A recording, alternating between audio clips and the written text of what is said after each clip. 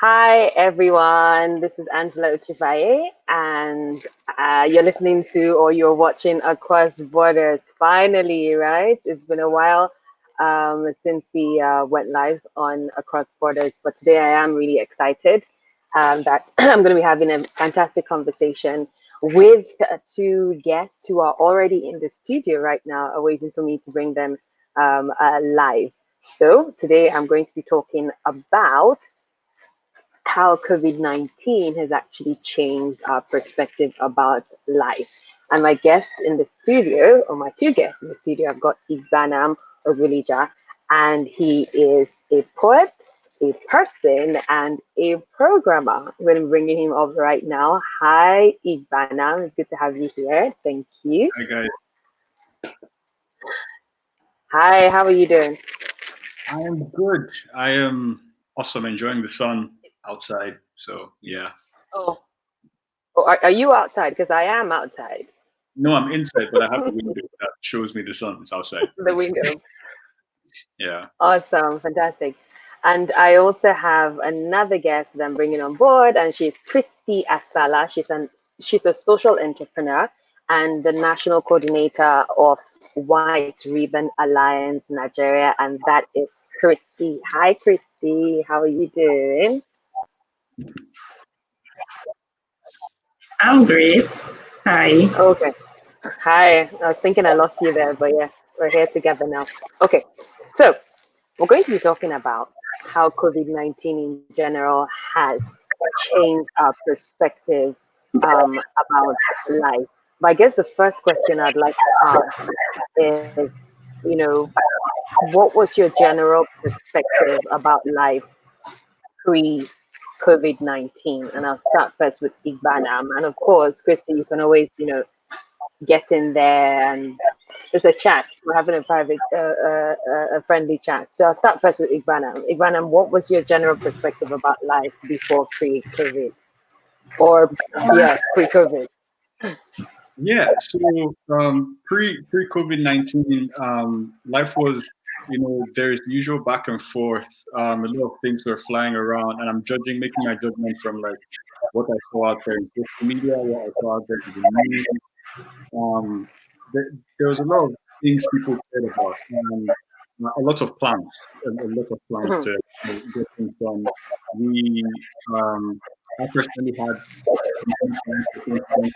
I'm sure many people had plans considering that the year of 2020 was a very fancy number, and everyone was like, "We're going to do this much and achieve this much," and Oh it's my gosh, year. I'm hearing a lot of feedback. There's a lot of feedback, so I can barely even hear what you're saying.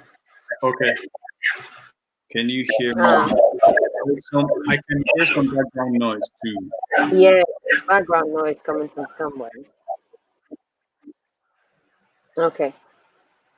Yeah. Oh, it stopped now. So good. Yeah, I think I'm echoing off someone's speaker. I don't Okay, Christy has taken her mic off. Okay, and I'll take my mic off too. So I'll go ahead. Okay. Can you, is it just do a thumbs up if it's okay? Okay. Cool. So, I was saying like a lot of people had different plans because like year 2020 was the year, new decade, new this, new that. So, it was really bubbly and there's lots of plans to get stuff done. The usuals. There wasn't really anything um, uh, different from other years, but like it's just usually everyone wants to get better, do better, get better at work, get better at life, and all that kind of stuff. So pre 2020 was really chill. I had my plans. I had things that I was doing. Had different what's it called now, initiatives I had put in place to this is my 2 year plan, 5 year plan, blah blah blah. So yeah, that was pre 20 and okay, let me save the interesting stuff for later. But that was pre 2020, um, and yeah, I guess that's majorly it. It was like everything had a system built on previous systems, and those things seemed to work. So life was deterministic, to put it in one word. Yeah. Okay, so I mean, since you're a poet, having that term deterministic. I'm like, wow, okay. Oh, I need to go check my my dictionary. I'm kidding. yeah. It You're just good. means you can predict. Like I could predict what's coming next. Yeah. Okay, so let me hear from Christy. Christy, what about you? What was your perspective about life before COVID-19 started? Well, before COVID-19, of course, there are lots of plans. 2020 was going to be a big year. I had made major plans for my business expansion. I had new ideas I wanted to bring forth. I had a full year plan, really. The organization I work, I mean, this year is like the year of midwives for us, which was major. How we're supposed to kind of give traction to everything midwives have been doing. I had international meetings lined up for the year. For my kids, we had plans already. Um, we had plans for each of our children what we wanted to achieve. We had plans for vacation. We had plans for capacity building courses we wanted to take. Ah, actually, this was 1 year I was looking forward to, like literally looking forward to. So you can imagine when COVID-19 came, I was one of those people that was really hit bad. Like I was really overwhelmed. Yeah, and I think like how you're going into a new year, and okay, so I think both of you are Christians anyway. So in general, most churches, for example, will probably have this theme for the year, and oftentimes it's never predicted as something terrible. Oftentimes the year starts with this boom. It's going to be great, at least positive words, encouraging words, and all of that. So for me as well, when COVID-19 started, it's like, wait, let me backtrack to 31st of December entering into 1st of January. Did I see this actually happening? Like, could I have sensed, it was this year as well was something for me that I was excited about. And the next minute is like, wait, are you telling me that all is just going to change like this? It was a major shock. It still is a major shock for me. So, I mean, I'm just trying to reiterate that what you said is, fantastic. The same way I felt too. Igbanam, do you want to, put any thoughts into this right now on the first So about the since first story of January? yeah, since you mentioned the 1st of January, it was something like I was trying not to get into because like it's a touchy subject for many. COVID-19 came and uh, Nigeria being one of the most religious countries I know, nobody saw it coming. And I'm like, yo, like this is like most people look to January 1st as like the direction of the year. And it was like January 1st, 2020 misled everybody, like a lot of people actually. So it's a really touchy subject, and I don't know how people take it, but there is a lot of controversy about well, COVID-19 had a huge impact on the church generally, um, and generally on the youth. So yeah, that January 1st part is let's leave that there. Yeah. We are going to be tomorrow. I should be having another conversation with Solomon Isang Asham in South Africa, talking about COVID-19 and religion. So maybe I will I would bring like part to of what join you'd like to join in to see how that will work. Okay, so but perspective definitely before COVID-19 started.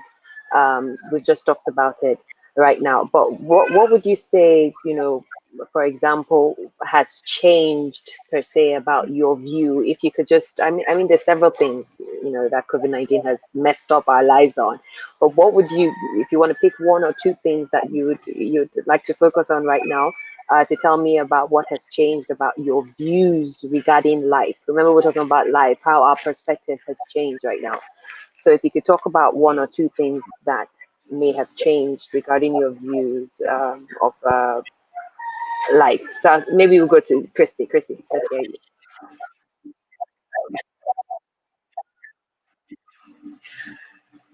Okay, so for me, I definitely see things differently right now. Because I mean, the other day I looked at my wardrobe and I saw a whole pile of clothes and shoes that I'm not sure when I'm going to wear them again. And I asked myself, in the I first place, know. why do we have shoes and clothes? So this whole situation is beginning to make me the minimalistic lifestyle. Yeah, so I'm beginning to embrace the minimalistic lifestyle really. I'm beginning to really, it just tells me that most of the things we prioritize, we don't really need at the end of the day. There are things we can do Okay, without. can I hold you up there? And maybe Igbanam, you can come in as well. So here's the thing. I hear this line of thought happening every time, which is, oh, did I really need 200 pairs of shoes? Maybe I really didn't need it. But the question is, maybe it's COVID-19 telling you that you don't need it. If COVID-19 was not here, maybe you actually needed the 200 pairs of shoes.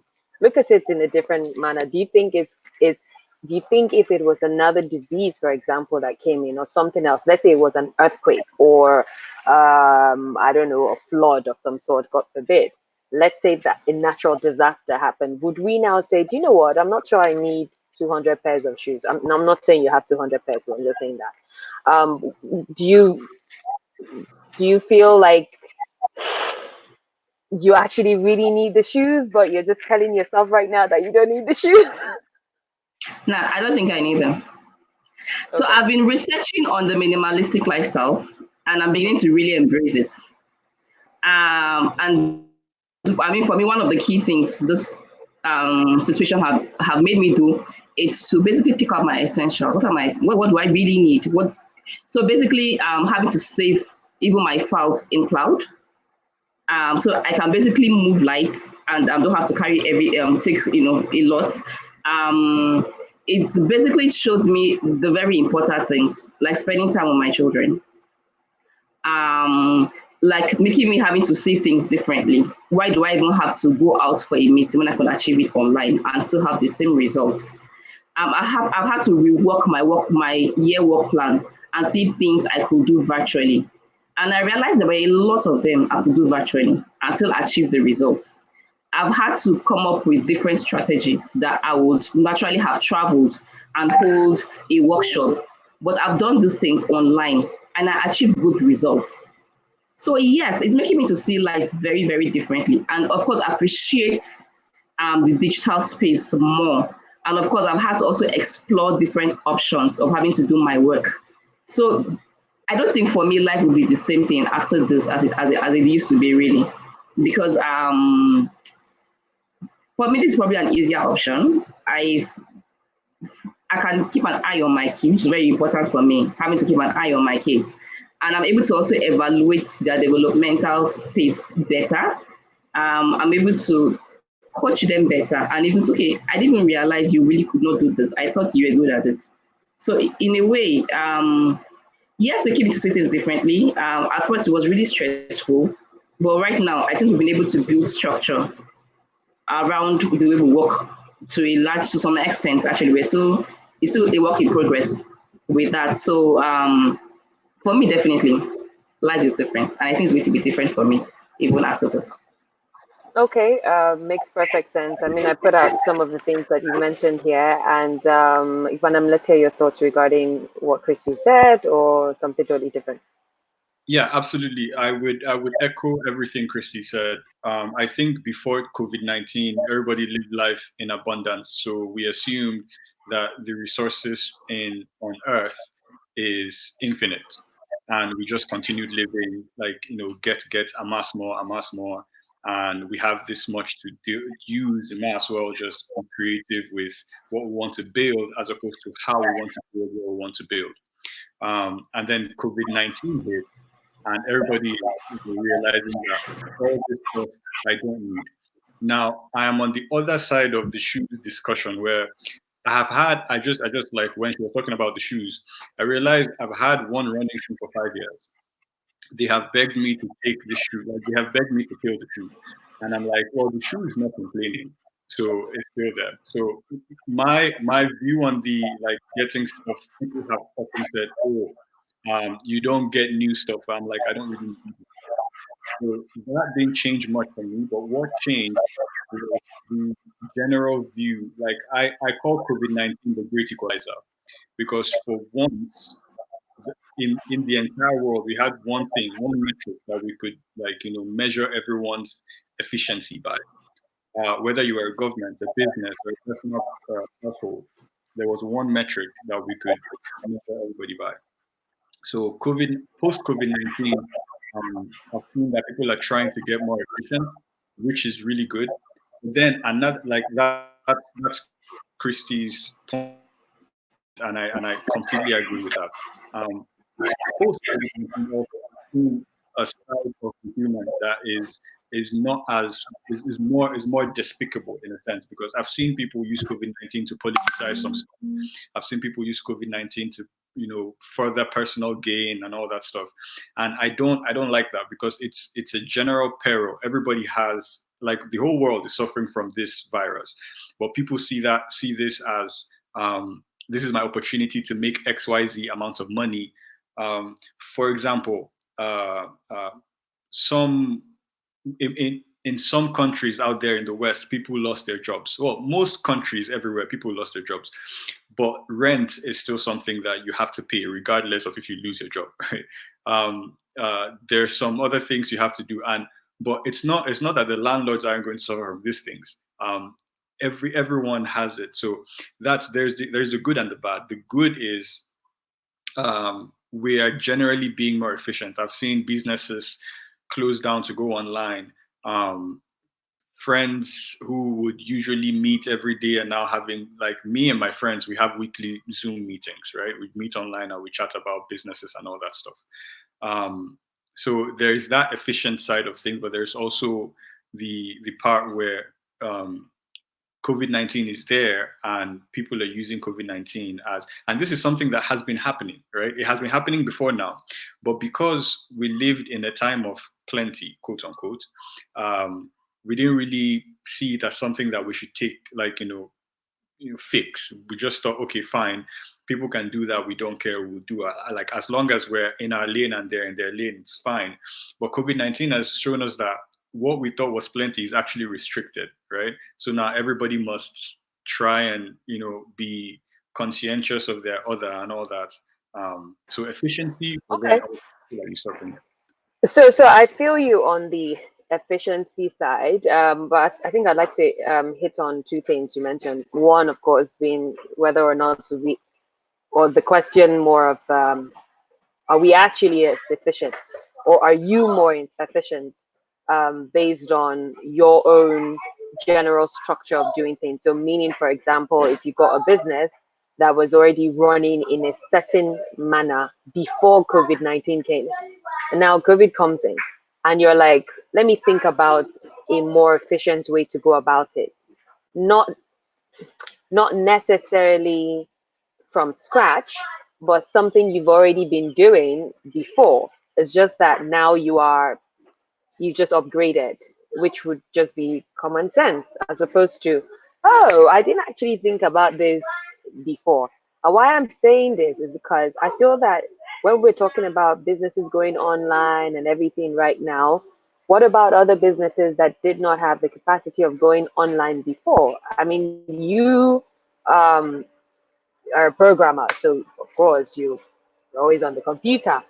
Christy is, I know she didn't mention that as well, but she's into media as well. So she's, data, the computer using, I mean, it's not a big deal to her. But what happens to people in the market, for example, that don't even know how to use the system, don't even know how to, don't have access to a regular computer or the smartphones or anything of that nature? Um, would you say COVID-19 is making them think about a more efficient way of, putting their businesses out? Or would you say it's probably another avenue for people like you as a programmer to create a platform for people who, you know, are not, so I don't know. So in a way, I'm feeling like COVID-19 is making people who are already involved in technology even gain more. I So don't know. Let me hear your thoughts, yeah, Christy or Igbanam. so definitely, and maybe you might get a percentage of the product when I finally build it, for giving me the idea right now. um, but yes, so you have a point saying that it makes people in tech, it puts the focus on people in tech. But I would also argue that it does make people who are not in tech more efficient. For example, I've always held the notion that tech is here to make, um, our lives, like supercharge our lives. So tech in itself, it's not an industry. That's my view. That's not anybody's. Like, don't go and Google it. But like, I believe tech is not an industry. I believe tech is something to help every industry achieve greater heights. Right now, the onus is on different sectors in the Nigerian economy, or like the economies of the world, to figure out how can we be smarter. And once they figure that out, tech is going to supercharge it, right? So we people who are working with computers, like someone was asking me, one of my friends was asking me over the weekend, oh, what's the next big thing in tech? And I told him there's no next big thing in tech. There's a next big thing in every other thing that's happening. Tech is just there to serve. For the market woman, for example, I've heard in Lagos these days people are doing deliveries, and that's one of the booming ways to deliver your service. Online shops are springing left and right for even individuals who want to sell their stuff. So these are different ways that, because the end goal is you want to sell, make some money, and grow your business, right? Before now, we have believed that we have to go to the market to sell, thinking that in the market is where you can. And why do we go to the market? We go to the market to advertise our goods, so people can come and sell. What COVID-19 has shown us is, yes, there's a market in the market stalls, but there's a bigger market online where, people don't have to physically come to you. Yeah, fair enough. But then there's now going to be another issue of when you go to the market, at least you get to see what you're picking, what you're buying, and you can, negotiate to do whatever. But then online right now, what you see might not be exactly what you get. So, for example, I can see Usman Rhoda making a statement here, and she's going that even made in Nigeria products skyrocketed during, this whole COVID-19 period. And then she also says cheating here and there. Now, I don't know what she means. I don't know what context she's referring to in cheating here and there, but I do know again that twice I have asked for stuff to be delivered to me from what I saw online. But then eventually it comes in and I'm happy and I'm like, yes, I've gotten this. I didn't have to go out to risk myself, exposing myself to COVID-19. And then finally I get this product and the product is not exactly what I wanted it to be. So I got cheated. I felt cheated. Now the whole stress of, okay, this is not it. Can you send it back to me? And all that delivery thing again can just be another, hassle. So yeah, I agree with you on that. I'm not disagreeing with you. And you do owe me a percentage of that business idea if you you saw that out. Christy, is there something you wanted to say on efficiency right now, on techie people making more money than, or anything else? Yeah, I would say really, it depends again, perspective. I would say everybody really has an opportunity to grow your business, either if you're in the tech space or not. I mean, if I know the lady that sells soup ingredients for me in the market, what she does is she collects everybody's phone number that comes to the market and say, I can deliver to you. You don't have to come to the market next time. So she has built numbers of people and she sends messages. What do you want today? I mean, this is somebody that's, she's not even educated, but she sent number, what do you want today? And I can deliver it to you. So, I mean, for somebody that's already thinking in that light, give her in a few months, she'll be able to build her customer base. So again, is how, we are viewing this whole situation. And basically it's, I think right now the onus is on each and every business to reimagine how you do things. I mean, things cannot go on the way it used to be. So there have to be some changes if you really want to still make money and be in business. Makes perfect sense. I'll take the other thing, which was mentioned that had to do with what is now priority right now. So, Christy, you said for you, priority is, you mentioned your kids, spending more time with the kids. Also realizing that I really don't have to go out for a meeting. I could do it on, at home. So now again, do you realize that everyone is closing in and asking themselves that really what is priority? Maybe family is priority. That is the should I say the benchmark of any Yeah. society. If everyone can focus on their family in general to some extent, um, you know, the whole nation hopefully will be better. But here's the thing again, in focusing on your family, which is great,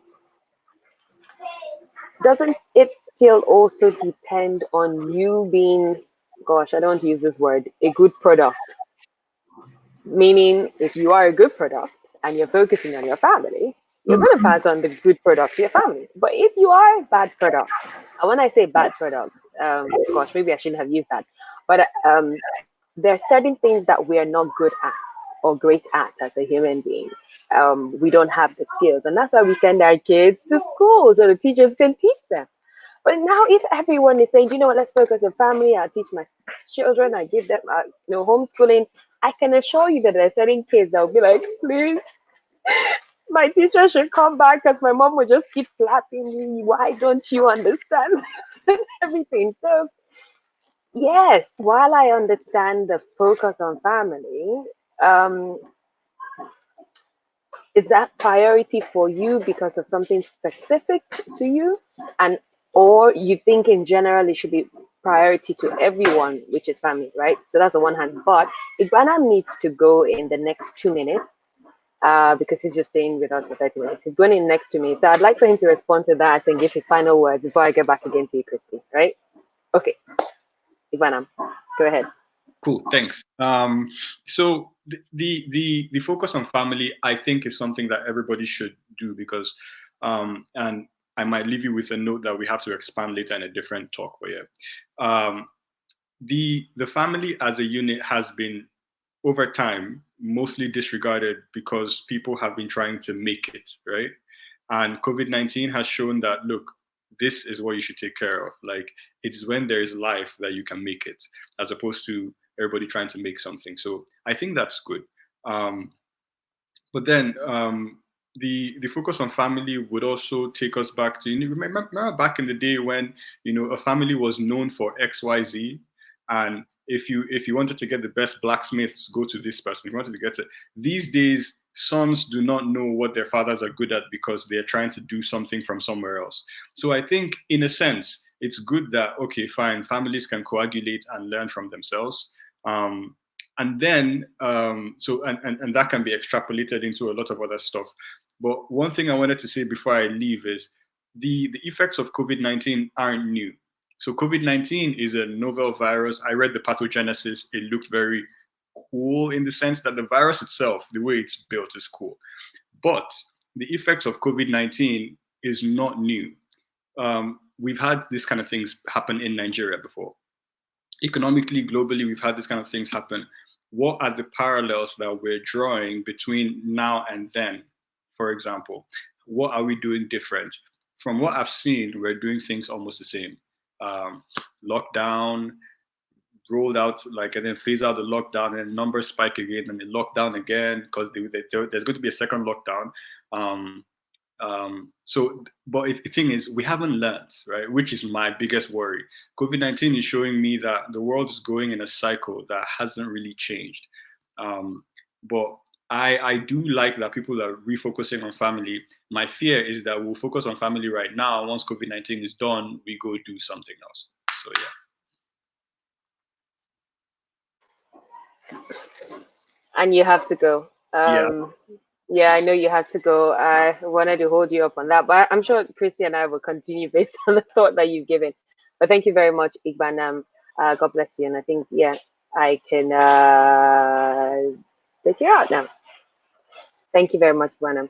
Okay, so it's just me and Christy. You can please send in your comments. If you've got any questions, any contributions, please put that up on Facebook and we will get to talk about it. I'm in the studio presently with Christy Asala, and we are talking about how our lives in general or our perspective about life has changed since COVID-19 came on the platform. Okay, so Christy, it's just you and I, so I believe I could make the screen. Yes, it's better right now. Okay, so Christy, what are your thoughts about Igbanam? That all of this is literally a cycle. We're just going round and round. People are looking at, oh yeah, priority is family right now, so let's focus on family. And then if COVID goes away, or we found a balance, then people now start to go away from what is priority. You know, what would you say? I mean, for me, all through since I was born on Earth, I have never experienced this before. I don't even think my parents have even experienced a pandemic before. For us to say that, or for me to say that this is what happened before, and this is what will happen again. So, what are your thoughts about your priority changing once everything balances out? Yeah,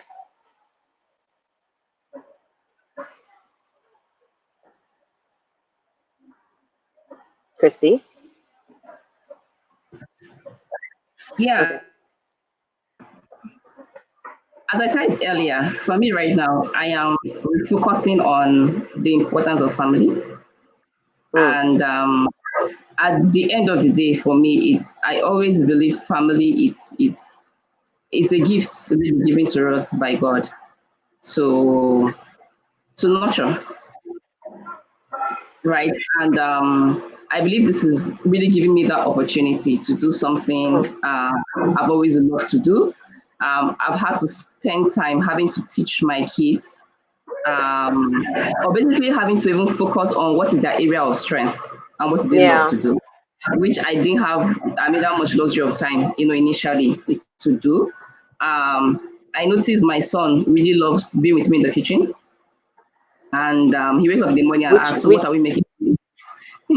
oh, that was something you what didn't know before.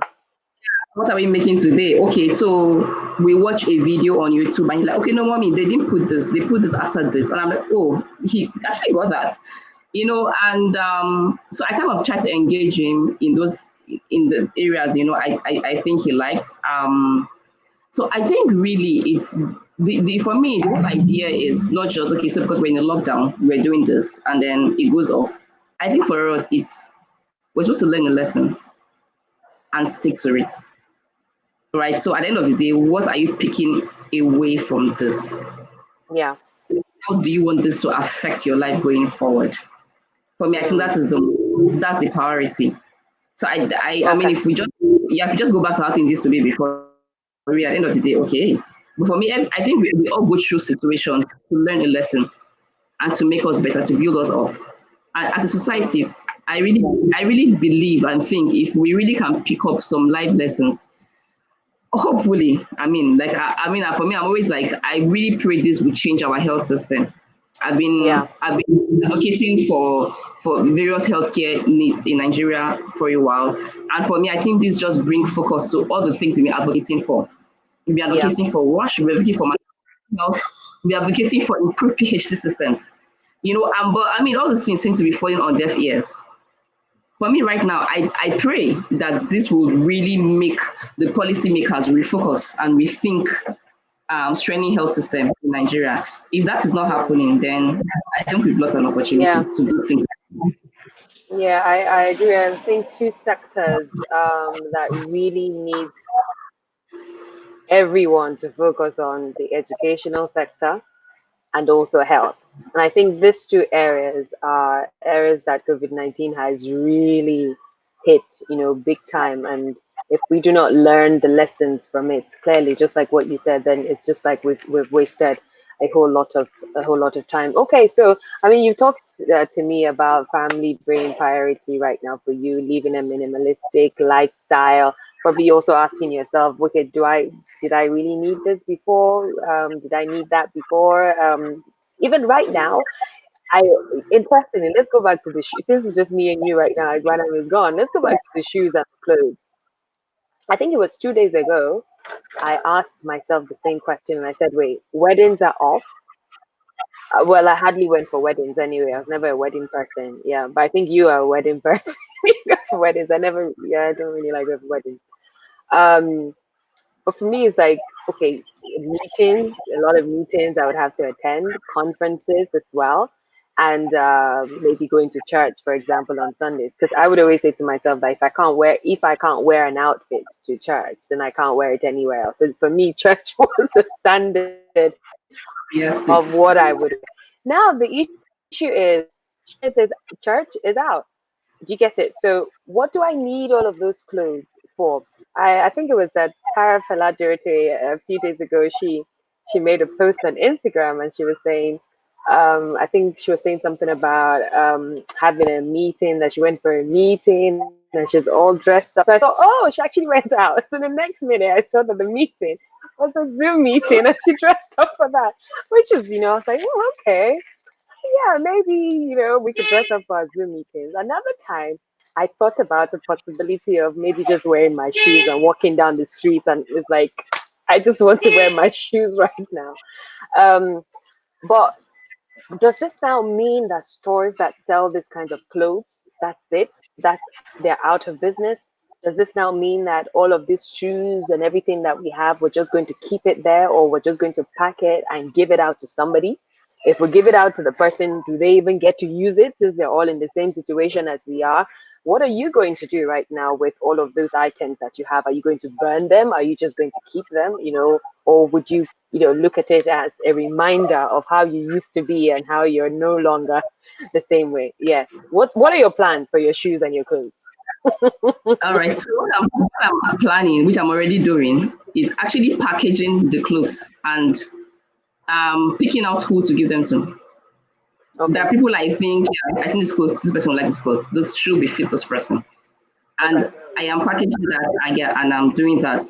Um, Truth is that what this situation have taught to me is the importance of having to invest and having to pay yourself first.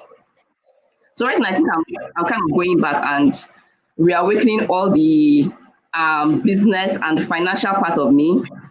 So I'm rethinking investments. I'm seeing the fact that I think I should spend more time investing. I looked at my bank account when this whole thing started, and I'm like, okay, so let's assume this lockdown stays for the next 6 months. Number one, would my employer be able to sustain me for 6 months, knowing that I am not going into the field to having to implement my program? I don't think so. So if this happens, how can I use what I have in hand right now to sustain me for the next 6 months? So for me, that means I have to cut down risks. I have to rethink how I spend, right? And so I thought about it. So if I'm thinking of this right now, why is this not my lifestyle? Why do I spend so much, on my monthly expenses? So just that makes me really start rethinking. I mean, I've been having a lot of brainstorming session with my husband, and we've been thinking, okay, so we don't think we probably need to spend as much. We need to think more of investments, of having to invest and make money work for us. So right now, I'm at that point of my life that I really don't think I need this much clothes and property I have. I think I really want a clean house. I want a greenhouse. I want a house with space. So we've been trying to do decluttering. We've been planning to declutter the house, and that goes even beyond my clothes. It goes to electronics and every other thing. So Yeah. basically, I'm going to pack them to see who I think I can give it to, who this I think will help. Truth is, all Yeah, of us but can. who? Yeah, Yeah, so but I have who? people in mind. Mhm. But Personally, I have what are people they in going mind. to use I it? think I can, What are they going to use it I for? gift it. All right, so this is the way I see it, right? I think we're all different. I think some people still love clothes, some people still love shoes. Some Hmm. people still buy clothes, by the way. People still buy Yeah. clothes. What are they buying them for? So I assume keeping it to when this whole thing is over and when they can wear it. Some people still dress, some people still dress up. I mean, take it true. People are different, My mouth. and yeah, I'm sorry. and for me, I am really trying to reprioritize my life and reprioritize the things I want to focus on. And for me, I think I really want to focus more on investing, focus Okay. more on just investing in myself because he mentioned something, and he said, no, you mentioned something that we can't give what we don't have. So his priority should it be our family, and what are people that don't have what to give to their family? I was going to respond to that, and I say, really, at the end of the day, we can't give what we don't have. So this is actually an opportunity to also invest in ourselves. We need to invest in ourselves first of all. You can't give love if you don't accept love. You can't give in a way you don't have really. So we need to basically invest in ourselves. I've been giving myself a lot of self-talk, a lot of prep talk, trying to write out things I get to say every day and the person I want to be. So we have to invest in ourselves really. For me, investing in myself, investing in my children, investing in my marriage, investing in my business. I have business ideas I have not brought to light for a long time. And right now it gives an opportunity to revisit them, and see how I can really take this up. For me, life for me is more of impact. For me, I think the whole idea of me living is to be able to give, is to impact people. And I'm trying to really refocus on that. And I'm asking myself, so how well am I giving? How impactful am I in my sphere of influence? How am I impacting people around me? For the few people God has brought to me, how am I impacting those people? So I'm kind of refocusing on that. I mean, I'm not big on having to wear. I like to look good, but really, I think I can do with 20 pair of clothes. Yeah. And Well, I'll be fine. and I think sometimes again it has to do with oh gosh, feedback. Okay. I feel you, and I also think it has to do as well with maybe also the age. There's an age a woman gets to, and she's like, you know what, I've been there, done that. I know what my priorities are right now, not shoes and clothes. While others, it might be. And it's interesting that you talked about investing more in yourself, in your business, your family, maybe your personal growth as well, while you're also asking yourself, what is that impact I'm going to be, or how am I also giving to my community, my self influence right now? And I do think that a lot of it as well has to do with the age of the person, where they are in life at that point in time. Because clearly, someone that is 18 right now is probably thinking, "Oh my God, is this how my life is going to be for the next 2 years?" I just want to quickly read out a comment by Abimbola Adeni saying here that COVID-19 has created an awareness of work-life balance, which a lot of jobs take for granted. We can now work and take care of the family all at the same time, same space too. Okay, so I like that comment. I hear that a lot and everything. I think it's great. Now here is the thing again. I think I would like to slightly just go slightly, off. You see, this aspect of work-life balance and saying like from what Abimbola said about we can now work and take care of the family all at the same time. Sometimes I feel like this might work better for people that have larger spaces or a bigger house where you can say, do you know what? When I go to the sitting room, that is home. When I come to, this particular room, I can work from here. So you kind of like balance it together. But when you have people that are living in a smaller space where you are literally in each other's spaces, when the kids are there, they're screaming, they're shouting, they're playing, they're doing their own thing that they would normally want to do as well if they were in a playground. Sometimes I'm also asking the same question, that are we considering that balance, is also being distorted? Because that was the reason at the very beginning why office spaces were created. So you can go out to an office space and do what you need to do in an office space and then come back and you have your home. But then if you have someone with a bigger home that can merge both of it together, then it's fine.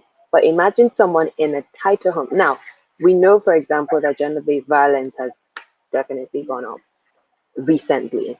And I'm going to be having a conversation about it with someone else in Nigeria due to the lockdown. It has gone up, right? Um, and it will shock you that there's some men and women that found going out to work a form of solace. It gave them that space to breathe. But now, when you say, oh, coming back, and doing work and life and everything in the house is actually creating that balance, to some extent, I actually beg to differ, like, or disagree. But let me hear you. Okay, so work-life balance. um, truth, to be honest, um, I'm not sure if I'm even balancing the two. I'm not sure I'm balancing the work and the life really, because Even at for home example, now. today, even at home right now. Okay. Now there are days I have to prioritize my children's online learning, and that means I'm going to spend more time with them and less time with my work. And there are days that I would have prioritized my work because I have deadlines and I need to meet up with. So for me personally, I don't think I would say, oh yes, I'm giving an equal amount of time to my kids and to my work. No. So I just try to structure my week and I say for some days, for so and so day, I'm going to prioritize and build my kids and put them through their online course less and all of that. And for so and so days, I'm going to prioritize having to be with having to work. So sometimes I even try to mimic. Okay, so let's assume my kids are going to school. So I try to be with them from morning when we wake up by 6 to probably like 9. Sometimes straight to 10 because I never get to finish it up on time. And from 10, I'm like, okay, guys, you put on your own. Watch videos, watch your educational videos and all of that. I can't put you through. And then I take that time till the afternoon period and I do my work. And then, okay, you're back from school. Okay, fine. Let's try to revise what they are going on. So I've really not been able to, but I think people's realities are different. People's reality are different, and you have to just find what works for you. If you are living in a small house and you're not able to, just find what works for you. For me, I think structure is key. Having to build That's what I'm structure saying. So what works around for you. you, what works for that person is another space. Because I hear this every time. It's like, you need to find out what works for you. Well, okay. So let me tell you what is working for me. I'm outside of my house in the compound under the because you know, yeah. So you're in a cool, nice environment, right? So yeah, this is, and you can hear the cars going behind and noise everywhere. So I guess I'm making it work, right? Because there's no way you can have kids in the same house who are the particular age and telling them to just sit down and keep quiet and not do anything. And then imagine power goes off as well. And then it's like, oh my goodness, what's happening. But yeah, I just feel like each time we make that statement of work-life balance, sometimes we might just say based on what is our own present realities and not taking into consideration other people's one. So and like I mentioned, how gender-based violence has equally gone up. So you can imagine a woman or a man, because gender-based violence is not just women alone. Other men as well are being treated terribly by their wives as well, and they equally found ways of going out of the house to give them that breather. So imagine you staying in there consistently for that long, and then you hear people saying, at least now you have to deal with the problem, you have to face it, you have to, so how do you face those kinds of problems as well? If even before COVID-19, you didn't have a proper structure that would have dealt with those kinds of issues. I don't know if you get where I'm coming from. So I'm hoping that with COVID-19 coming in, that we can actually look critically at, okay, this doesn't work for me, but this is how it's going to work for me, and this is the help and the support that I need for it to work for me. And let's see what society is going to say at the end of the day. Another comment again coming up from Abimbola Deni, saying that you can stay in your room and lock the door for the first hour plus and just work. Yeah, you could even, even my bathroom has become a lovely place for me to go. Just stay. I guess you can do anything really. But thank you so much, Abimbola, for that comment. Christy, actually, I cut you off somewhere, didn't I? No? Hello, sorry, I think I lost you. Did I? Okay, I thought I cut you off. I cut you off somewhere when you were speaking.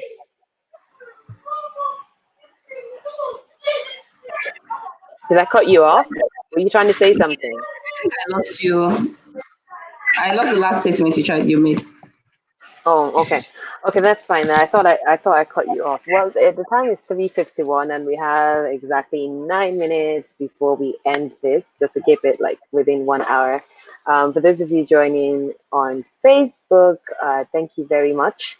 If you'd like to post any questions, comments, contributions, please do so. Abimbola has been doing a wonderful job there, posting comments. So thank you. Please do so. And of course, for those who are going to who get to watch this video later on, do put your comments as well in the comment box. I'd love to hear what you think about it. Okay, so as we're going to wrap up, let's answer this question, which is the lessons about life that is more valuable to me right now, or to you right now. I think I'm still trying to find out my own lessons. I haven't gotten it yet. I'm in the process. I'm still processing things. So, and I think this question for me is more of, how sometimes, maybe a parent tells you or is trying to teach you something and you just don't get it. And you're wondering, why is this person saying this over and over again? And then something finally happens and then you go, ah, I see. Okay, okay, I get it now.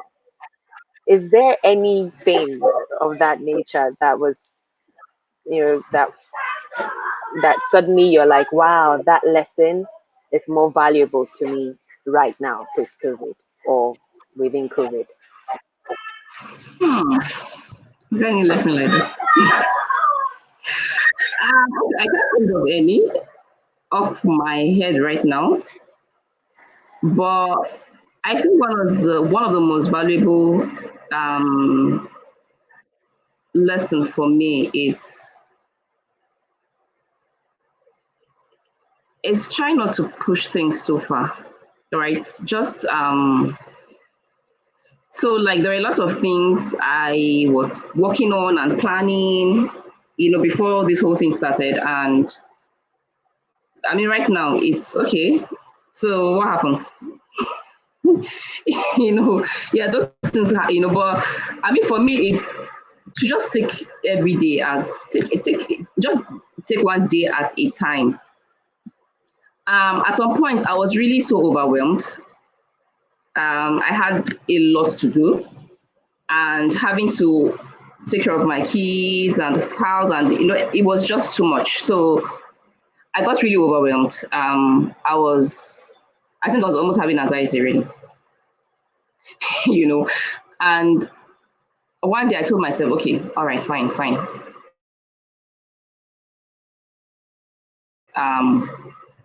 It's not that complicated. Let's just take it one day as it comes.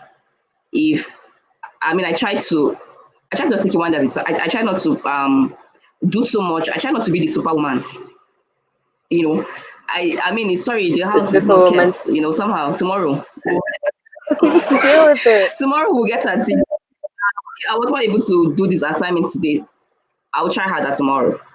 But yeah, at the end of the day, I just try to take things as they come. And with time, I was able to build structure, and I realized I was able to get more done. Yeah, but initially it was really overwhelming. And I mean, those things that I try to do, I'm like, okay, seriously, what are the important things that needs to be done? And the things that, I really can. Yeah, so for me, I think one of the most important things for me is having to prioritize and having to put my activities and things I need to do in a box, which is important and urgent, which is urgent and important. Which do I, yeah, having to just assign those things. And even with my kids, really, I mean, there's so many things that we try to do as mom. At the end of the day, we just burn ourselves out. We burn ourselves out. So I try to, okay, my sanity is important. I need to be sane. I need, yeah. So I try to keep myself calm. If I can't get it Oh, done, yeah. I mean, tomorrow we continue. We'll continue. No, honestly. Yeah, so I think I'd also like to echo that. And I think recently there was this short article I was writing, and I said to myself that, you know what, life doesn't just come with life. How did I even put it? I'm like, life doesn't just come with how did I put it? Life comes with mangoes, bananas, Abaluma. lemon, agbalumo, lime. It comes with all sorts of things. I think one of the things COVID-19 has taught me to some extent, lessons I've learned is, take, just like what you said, take each day as it comes. But also, there's so many things that could happen that you did not even see.